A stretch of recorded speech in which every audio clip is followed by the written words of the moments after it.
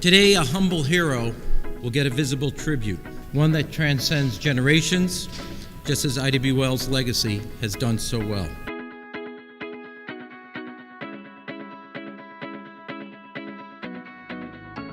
She truly was an original boss.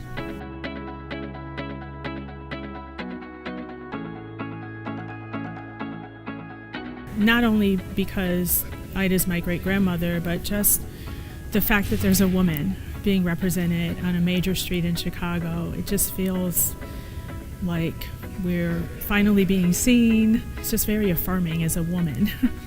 Ida B. Wells had the drive and the tenacity to dedicate almost 50 years of her life fighting for African Americans to have equal opportunity to seek life, liberty, and the pursuit of happiness in this country.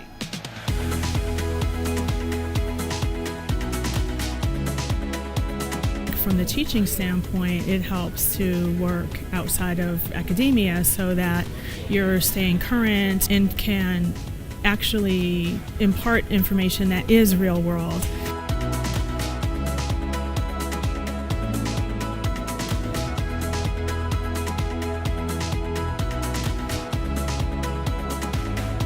And we need to understand when we name monuments, when we name streets, we are determining what history is important to remember and what history we need to forget.